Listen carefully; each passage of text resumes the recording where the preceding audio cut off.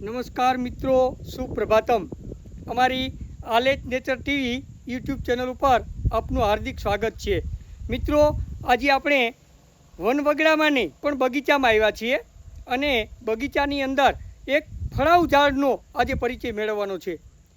ફળાઉ ઝાડ છે એ ઋતુ પ્રમાણે અને મોસમ પ્રમાણે એમાં ફળ આવતા હોય છે અને એ ફળ આપણે આરોગવા જોઈએ.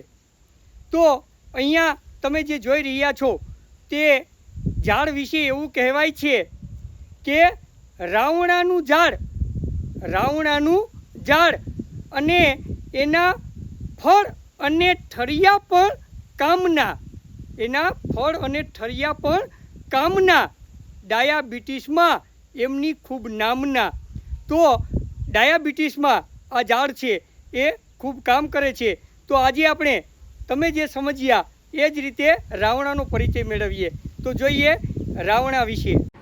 આ રાવણાનું ઝાડ છે. આ ઝાડ ઘણા ઊંચા અને વિશાળ ઘેરાવાવાળા થાય છે. રાવણાના વૃક્ષો આમ તો ખૂબ જ પ્રસિદ્ધ છે અને રાવણાના ફળ સૌ કોઈને પ્રિય હોય છે. ફળને જાંબુ પણ કહે છે અને આ વૃક્ષને પણ જાંબુના નામે ઓળખવામાં આવે છે. જાંબુની મુખ્યત્વે 3 જાતો જોવા મળે છે. એક જાત નદી કિનારે થાય છે, જેના પાન કરેલના પાન જેવા લાંબા અને ફળો ઝીણા થાય છે, જેથી તે જળ જાંબુડી તરીકે ઓળખાય છે. બીજી જાતમાં પાંદડા આંબાના જેવા થતા હોય, ફળો મધ્યમ કદના થાય છે, તે જાંબુડી તરીકે ઓળખાય છે. જ્યારે ત્રીજી જાતના પાન પીપળના પાન જેવા, ફળો 2 થી 2.5 ઇંચ લાંબા અને વધારે ગર ધરાવનાર હોય છે. આ જાત રાય જાંબુ કે રાજજાંબુ અથવા તો રાવણાના ઝાડ તરીકે ઓળખાય છે. આજે આપણે તેનો પરિચય મેળવવાનો છે. તેને હિન્દીમાં કાલા જામન કહે છે અને ઘણી જગ્યાએ તેને બડા જામન પણ કહે છે. જ્યારે સંસ્કૃતમાં જંબુ કે રાજજંબુના નામે ઓળખાય છે. અંગ્રેજીમાં તે જાંબુલના નામે પ્રસિદ્ધ છે. તેનું શાસ્ત્રીય નામ યુજેનિયા જાંબોલાના છે. આ રાવણાના વૃક્ષોના મૂળ ઊંડે સુધી ઉતરેલા અને અનેક ફાંટાઓમાં આસપાસ વિસ્તરેલા હોય છે. તેનું થડ પણ મોટા ઘેરાવાવાળું અને અનેક શાખાઓવાળું હોય છે. થડની અને શાખાઓની ઉપરની છાલ ભૂરાશ પડતા રંગની અને સફેદ ક્ષારવાળી હોય છે. થડ ઉપર હાથ ફેરવતા ઉપરની છાલવાળી પોપડી ખરી જતી જોવા મળે છે.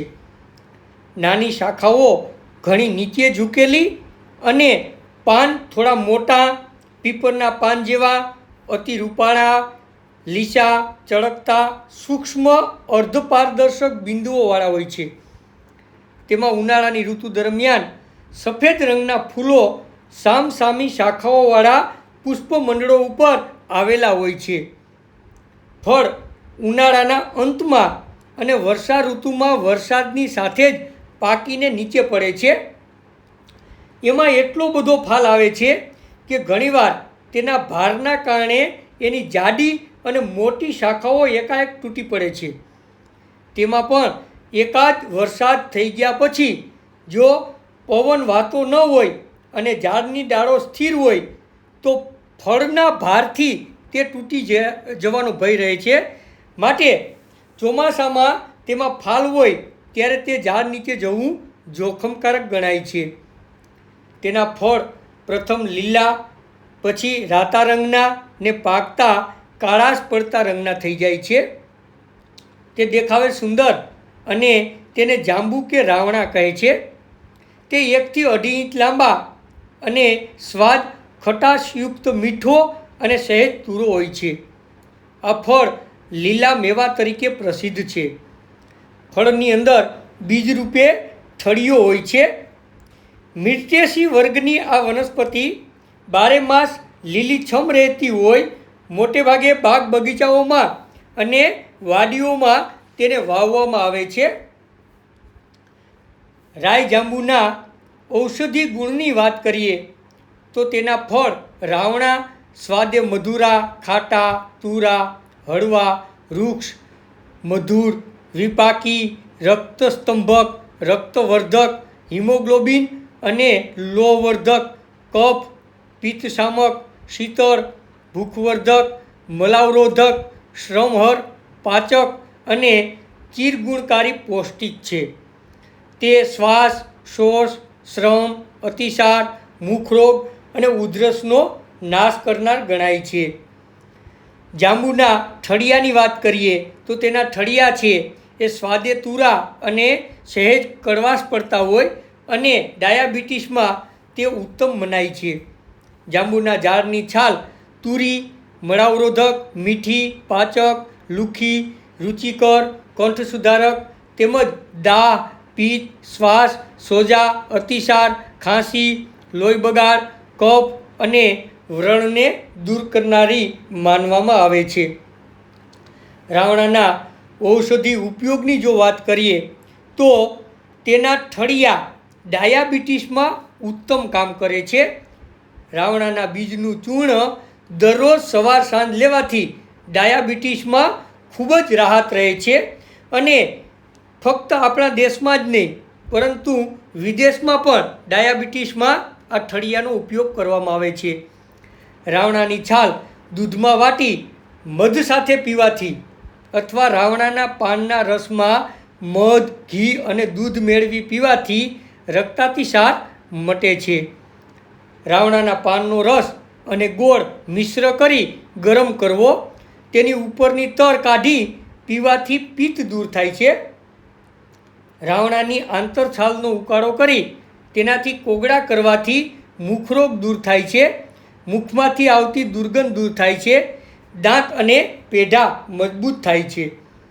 રાવણાની છાલનો રસ પીવાથી અતિસાર દૂર થાય છે. રાવણાની છાલની રાખમાં મધ મેળવી ચાટવાથી ઉલટી શાંત થાય છે. રાવણાના ઠળિયાનું ચૂર્ણ પાણીમાં મેળવી ખીલ ઉપર લેપ કરવાથી ખીલ મટી જાય છે અને ચહેરા ઉપર ખીલનો ડાઘ રહેતો નથી. રાવણાના બીજનું ચૂર્ણ અને કેરીની ગોટલીનું ચૂર્ણ સવાર સાંજ પાણી સાથે આપવાથી લોહીવા મટે છે. રાવણાના પાન પાણીમાં પીસી પીવાથી અફીણનું ઝેર ઉતરે છે. રાવણાના ઝાડની છાલનું ચૂર્ણ સવારે નિયમિત નરણા કોઠે લેવાથી ડાયાબિટીસમાં ખૂબ રાહત રહે છે. રાવણાના પાકા ફળ ખાવાથી કે તેનો રસ પીવાથી કંઠરોગ, સ્વરભેદ દૂર થાય છે, અવાજ ઉઘડે છે. આ પાકા ફળ ખાવાથી મોઢાના ચાંદા મટે છે, પેશાબના રોગો દૂર થાય છે તેમજ નાની પથરી હોય તો તે પણ નીકળી જાય છે. આમ આ ઝાડ વાડીની શોભા અને શરીરની તંદુરસ્તી વધારનાર નિર્દોષ ઔષધીય વનસ્પતિ છે. આમ છતાં તેના પાકા ફળ વિશેષ પ્રમાણમાં ન ખાવા જોઈએ. વધારે પ્રમાણમાં જો તેના પાકા ફળ ખાવામાં આવે તો ઉછાળો ચડે છે, માટે પ્રમાણસર એનો ઉપયોગ કરવો હિતાવહ છે. તો મિત્રો, આજે આપણે રાવણાનો પરિચય મેળવ્યો. આવા તો ઘણા બધા વૃક્ષો છે કે જે ખૂબ ઉપયોગી છે અને આ બધાય ફળાઉ વૃક્ષો છે. એનું વાવેતર બને એમ વધારે કરીએ, ભલે વનવગડામાં કરીએ. આપણે એના ફળ નહીં ખાઈએ તો કંઈ વાંધો નહીં, પશુ પંખી તો ખાય છે ને, અને એની આંતરડી ઠરશે. મિત્રો, આ એક સેવાનું કામ છે. વૃક્ષો ઓળખીએ, એના ઉપયોગ જાણીએ. અને હા મિત્રો, તમે અત્યારે જે ફળ ખાઓ છો એના જે ઠળિયા છે, બીજ છે, એને સાચવી રાખો. વરસાદ થવાનો હોય એના થોડાક દિવસ પહેલાં તમે જે ક્યાંય ફરવા જતા હોય અથવા તો વનવગડામાં ડુંગરાળ પ્રદેશમાં એ બીજ વેરી દો, એના ઝાડ થશે અને એ આપણે નહીં તો કંઈ નહીં, બીજા કોઈને પણ ઉપયોગી થશે. તો મિત્રો, આજે આપણે જે વૃક્ષ રાવણાનો પરિચય મેળવો. આવતા મંગળવારે ફરી પાછા આપણે મળશું, ત્યારે એક નવા વૃક્ષનો પરિચય મેળવશું. અને હા, આપણું સૂત્ર છે, યાદ છે ને, કે મારું સ્વાસ્થ્ય મારા હાથમાં. તો એ સૂત્ર ન ભૂલતા તમારું સ્વાસ્થ્ય જાળવો અને આવતા મંગળવારે ફરી એક વૃક્ષ વિશે માહિતી મેળવશું. ત્યાં સુધી રજા આપશો. નારાયણભાઈના જય શ્રી કૃષ્ણ.